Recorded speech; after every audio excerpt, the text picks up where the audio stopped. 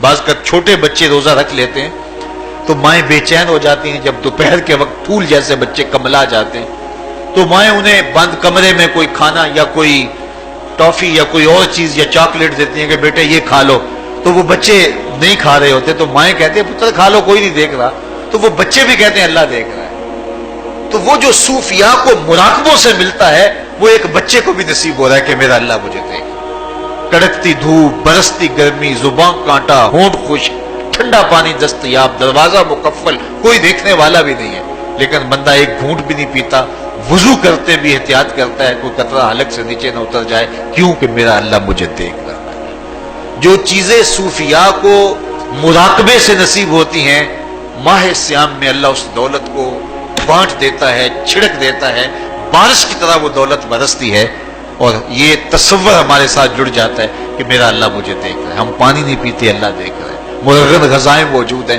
کہ اللہ دیکھ رہا ہے۔ تو میں یہ پوچھتا ہوں کہ ہم کھانا نہیں کھاتے کہ اللہ دیکھ رہا ہے، ہم پانی نہیں پیتے کہ اللہ دیکھ رہا ہے، لیکن جب رشوت لے رہے ہوتے ہیں اللہ اس وقت نہیں دیکھتا، جب نظر بھٹک رہی ہوتی ہے اللہ اس وقت نہیں دیکھتا، جب خیال بہک رہا ہوتا ہے اللہ اس وقت نہیں دیکھتا، جب سوچوں میں آوارگی آتی ہے اللہ اس وقت نہیں دیکھتا۔ تو یہ صرف وہ کھانے اور پینے کو ہی دیکھ رہا ہے، باقی امور زندگی کو نہیں دیکھ رہا، اور وہ کیا صرف رمضان میں دیکھتا ہے، غیر رمضان میں نہیں دیکھتا۔ تو یہ جو نور اترا تھا ماہ سیام میں، اس کو اپنے اندر اگر جذب کر لیا جائے تو زندگی سنور جاتی ہے۔ جو مراقبوں سے حاصل ہوتا تھا ماہ سیام میں وہ میل کی طرح برسا، اور ہم اس کے اپنے اندر سمولیں، جذب کر لیں تو نتیجہ یہ ہوگا کہ ہماری زندگی نور نہ لا نور ہو جائے گی۔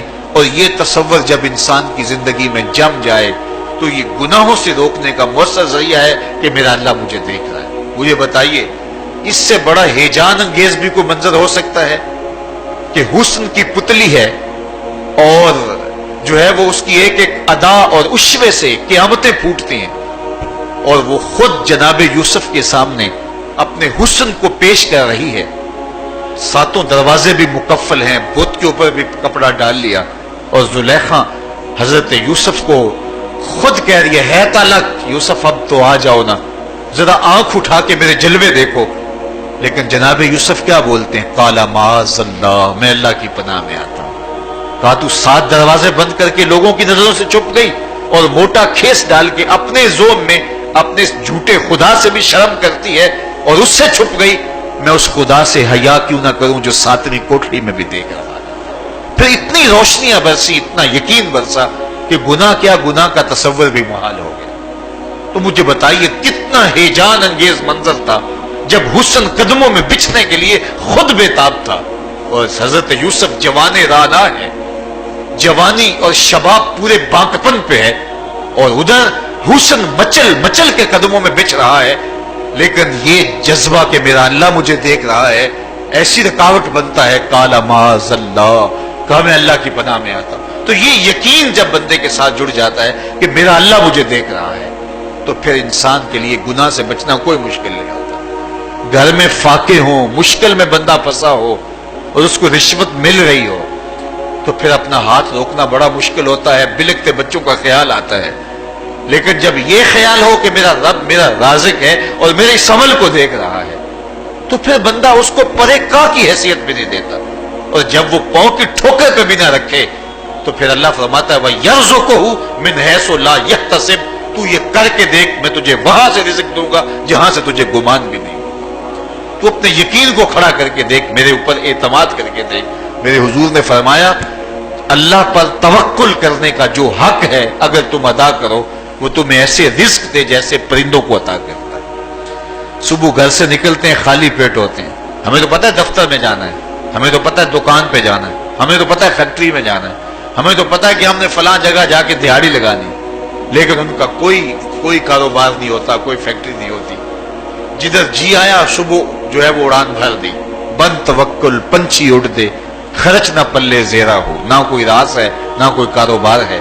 لیکن کبھی ایسا ہوا کہ شام کو خالی پیٹ آئے ہوں تو کہا اگر تم اللہ پہ توکل کر لو وہ بھی تمہیں ایسے رزق دے جیسے پرندوں کو رزق عطا کرتا ہے۔ پرندوں میں سے ایک پرندہ ہے ہنس، یہ سچے موتی کھاتا ہے، اور آپ پنساری کے پاس موتی لینے جائیں تو ہزاروں روپے تولے کے ماشے کے حساب سے آپ لیں تو پھر بھی آپ سوچتے ہیں کہ پتہ نہیں یہ خالص دیا یا نہیں دیا. وہ اتنے نایاب اور کامیاب ہیں کہ آپ ماشوں اور تولوں میں خریدتے ہیں اور پھر بھی آپ کو شک رہتا ہے کہ یہ خالص ہیں یا کہ نہیں.